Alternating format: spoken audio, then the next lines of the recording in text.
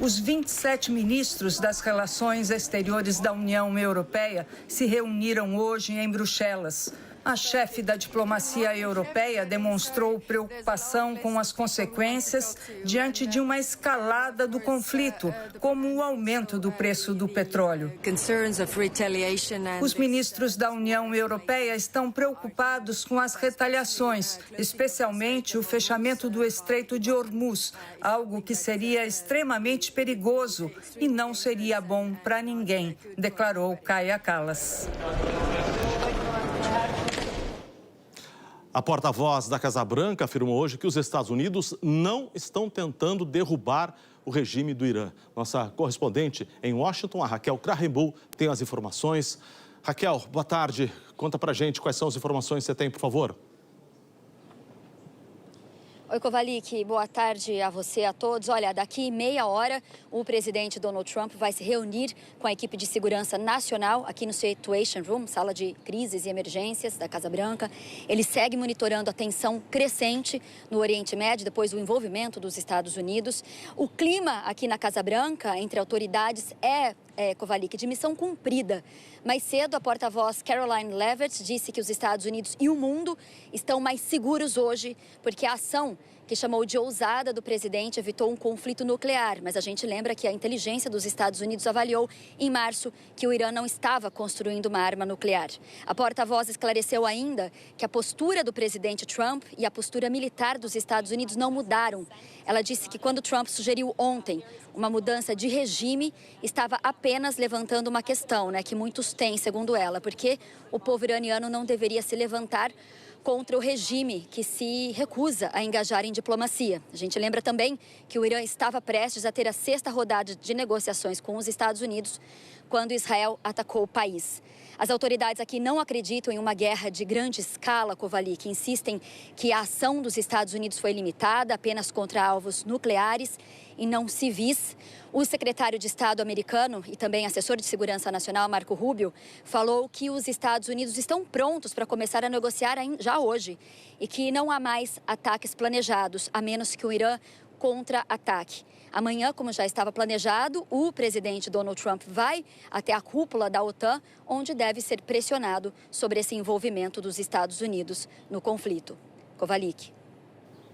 Obrigado pelas informações. Qualquer novidade, já sabe, avisa a gente aqui. Até mais. E os alvos dos Estados Unidos de sábado foram 3 instalações, como a gente vê aqui no nosso telão: Isfahan, Natanz e Fordow. Fordow, ali mais ao norte, é considerada a mais protegida. Foi construída a 80 metros de profundidade, 80 metros abaixo da superfície. Os Estados Unidos usaram essa bomba que a gente está vendo aqui, ó. Vou sair da frente para você ver direitinho. Essa bomba aqui, a GBU-57, ela foi jogada de aviões, ela é conhecida como demolidora de bunker. Ao todo, foram usadas 14 bombas. Os Estados Unidos também lançaram mísseis de um submarino no mar Mediterrâneo. Os Estados Unidos agora se preparam para uma possível resposta iraniana, que parece iminente, pelo menos essa é a ameaça. O ministro das Relações Exteriores reagiu ao ataque americano, dizendo que os Estados Unidos haviam cruzado a grande linha vermelha. Logo depois do bombardeio de sábado, um apresentador da TV estatal iraniana, que é muito ligado ao regime iraniano, ele declarou: "Mr. Trump, o senhor começou isso e nós vamos terminar." Os Estados Unidos têm bases militares em vários países do Oriente Médio, onde há dezenas de milhares de soldados estacionados. Muitos desses postos estão a uma distância de ataque de mísseis de curto alcance, como a gente vê aqui, o círculo menor, ou seja, um míssil de curto alcance chega até essas bases americanas, e outros podem ser atingidos por mísseis de alcance médio, como a gente vê aqui no círculo, pelo menos um pedacinho do círculo maior. Outra preocupação é com o fechamento do Estreito de Hormuz. O bloqueio foi aprovado pelo parlamento do Irã, segundo a imprensa local, mas ainda precisa passar pelo Conselho de Segurança Nacional e pelo líder supremo, Ayatollah Ali Khamenei. Seria uma medida de grande impacto econômico. 20% do petróleo e do gás natural do mundo passam pelo Estreito de Hormuz.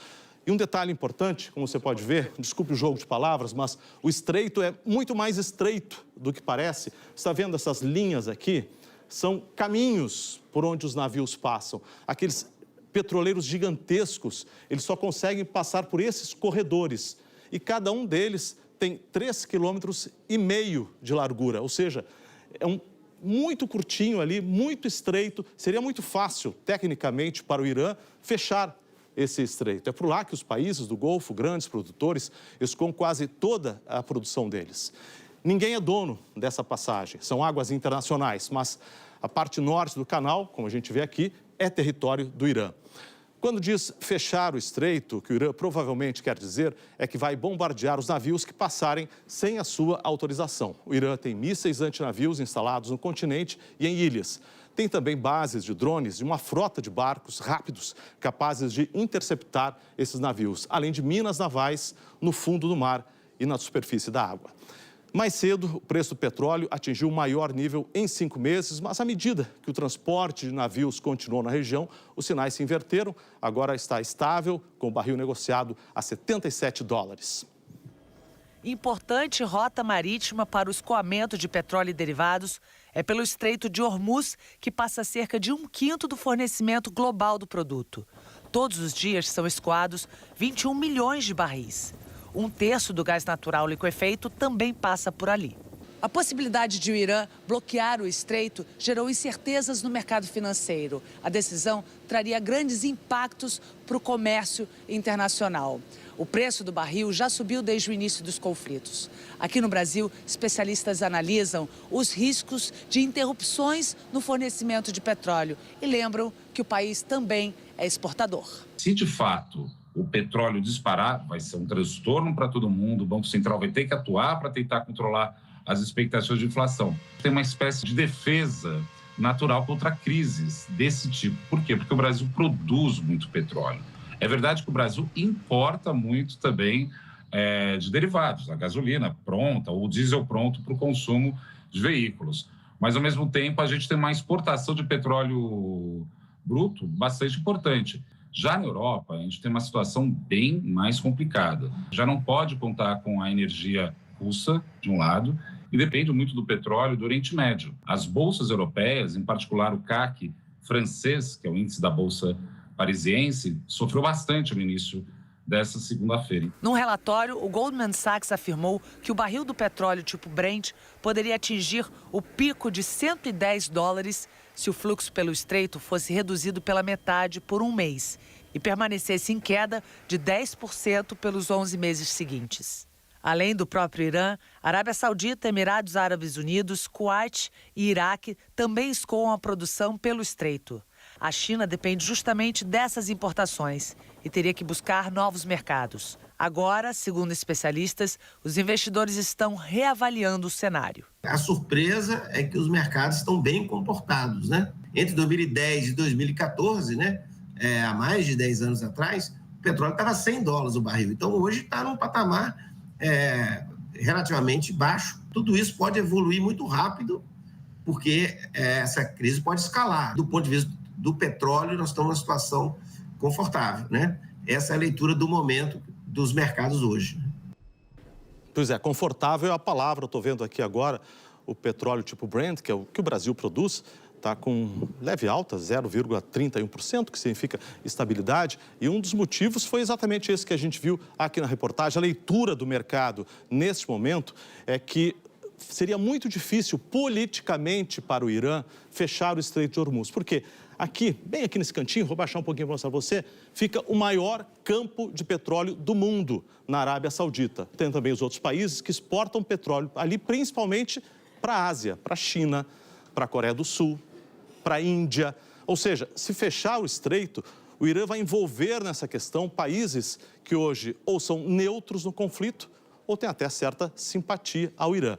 O que os investidores estão dizendo é que o Irã tem mais a perder fechando o Estreito de Hormuz do que a ganhar. E isso respinga na gente aqui.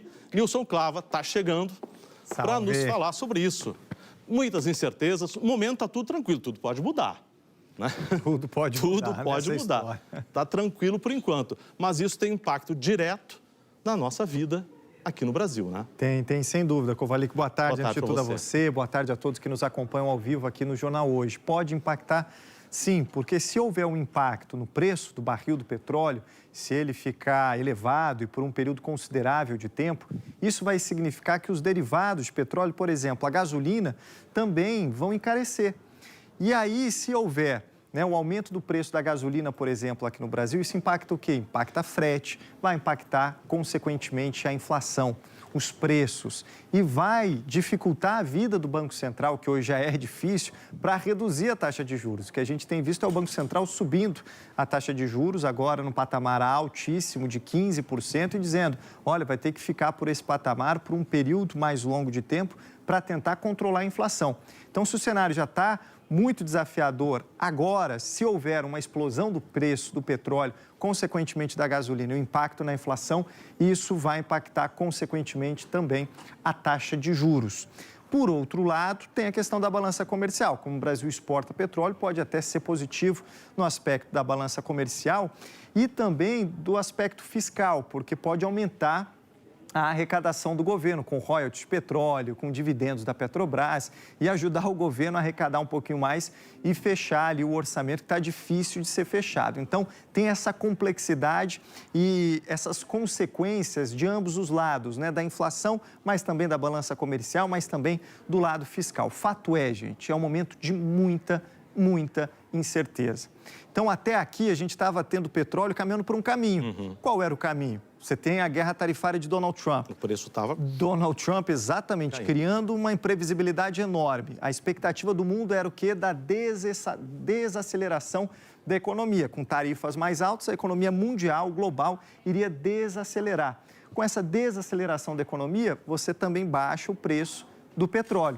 Então, estava em queda, estava ali naquele patamar, $65. Então, você tinha do lado da demanda uma queda e, consequentemente, do preço. Agora, pouquíssimo tempo depois, quando há esse conflito entre Israel e Irã, você tem um movimento contrário, que é uma pressão sobre a oferta, o temor do fechamento do Estreito de Hormuz, que poderia levar a um choque na oferta de petróleo e um aumento de preço. Então, é essa imprevisibilidade na qual o mundo está inserido nesse instante e tem várias questões envolvidas. Tudo bem, o parlamento do Irã até autorizou o fechamento do Estreito de Hormuz, mas o Kovalik, você lembrou muito bem aqui que o fechamento do Estreito impacta países, inclusive aliados, como a China. Então, a pressão está enorme para que isso não seja feito, é o que a gente vai acompanhar. Exatamente, porque é aquele joguinho de dominó, né? Você derruba uma peça, acaba onde? Na gente. Exatamente. Então tem que ficar de olho. Obrigado, um abraço. Obrigado pelas Boa tarde, explicações. gente. Até mais.